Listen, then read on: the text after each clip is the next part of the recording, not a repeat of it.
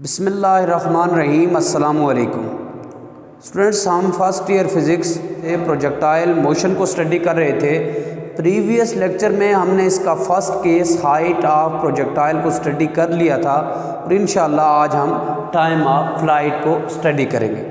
सबसे पहले हम इसको डिफ़ाइन करते हैं कि टाइम ऑफ फ्लाइट से क्या मुराद है। तो स्टूडेंट्स, अगर हम टाइम ऑफ फ्लाइट को डिफ़ाइन करना चाहें तो टाइम ऑफ फ्लाइट को हम सिंपली डिफ़ाइन कर सकते हैं the time taken by a body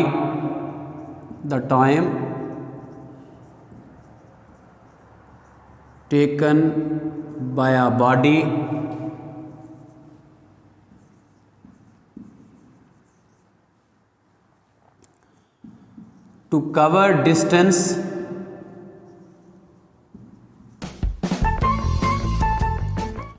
from the point of projection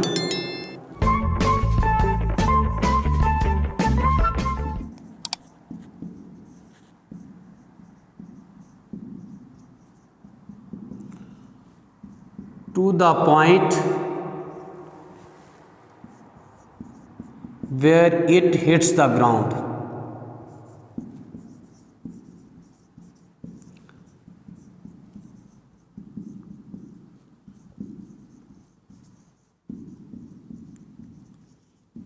The time taken by a body to cover distance from the point of projection to the point where it hits the ground is called time of flight. यानी ऐसा time जो कोई भी body distance cover करने के लिए लेता है, कहाँ से कहाँ तक, पॉइंट ऑफ प्रोजेक्शन से लेकर ग्राउंड पे हिट करने तक, उसी को हम कहते हैं time of flight. For example, यहाँ पे हमारे पास कोई ऑब्जेक्ट है, वो एट पोजीशन ओ है, यहाँ से हम इसको हिट करते हैं या थ्रो करते हैं तो ये उसका आएगा point of projection.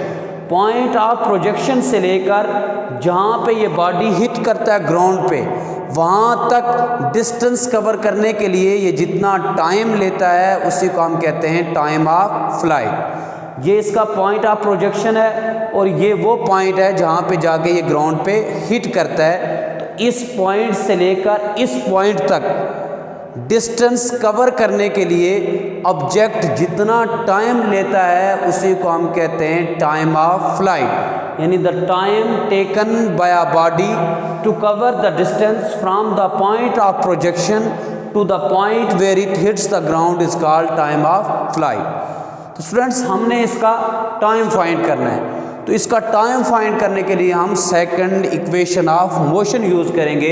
Using second equation of motion, second equation of motion हमारे पास है S is equal to V I T plus 1/2 AT square. अब यहाँ पे डिस्टेंस जो है वो 0 के इक्वल होगा, यानी S हमारे पास यहाँ पे किसके इक्वल है, 0 के इक्वल। क्यों? क्योंकि यहाँ पे बॉडी वर्टिकली अपवर्ड भी मूव कर रहा है और वर्टिकली डाउनवर्ड भी मूव कर रहा है। तो यहाँ पे टोटल हाइट किसके इक्वल आएगी, 0 के इक्वल, क्योंकि यहाँ पे जो डिस्टेंस है वो हाइट के इक्वल है। यानी इस S को हम H लिख सकते हैं। तो हाइट यहाँ पे किसके इक्वल है, 0 के इक्वल, क्योंकि बॉडी जितना वर्टिकली अपवर्ड मूव कर रहा है इतना ही वर्टिकली डाउनवर्ड मूव कर रहा है। तो जो वर्टिकल डिस्टेंस वो कवर करता है वो किसके इक्वल है, 0 के इक्वल। इसलिए हम यहाँ पे लिखेंगे H is equal to S which is equal to 0। अब यहाँ पे S किसके इक्वल आ गया है, 0 के इक्वल। VI ये इनिशियल वेलोसिटी है अलॉन्ग वर्टिकल एक्सिस, ये हमें पता है हमारे पास किसके इक्वल होती है, VI sine of theta into T plus 1/2 A। अब यहाँ पे ऑब्जेक्ट को क्योंकि हम वर्टिकली अपवर्ड थ्रो कर रहे हैं तो एक्सेलरेशन की जगह हमारे पास आ जाएगा -GT का स्क्वायर।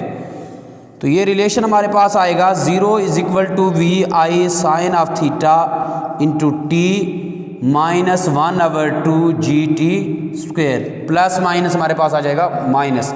ये -1/2 GT स्क्वायर इस तरफ लेके आए, ये हो जाएगा plus 1/2 GT square is equal to VI sine of theta into T।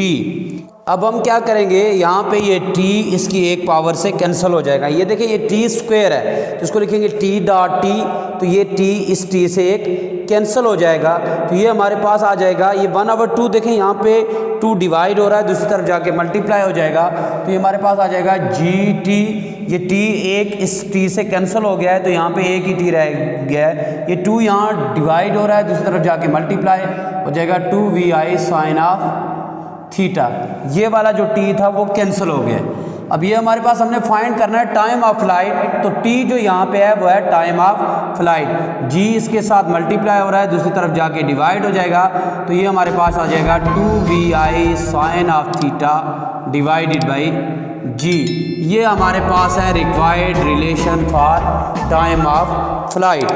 तो स्टूडेंट्स आज हमने प्रोजेक्टाइल मोशन का दूसरा केस टाइम ऑफ फ्लाइट को स्टडी किया है। इंशाल्लाह नेक्स्ट लेक्चर में हम इसके तीसरे केस रेंज ऑफ प्रोजेक्टाइल को स्टडी करेंगे। तब तक के लिए अल्लाह हाफ़िज़।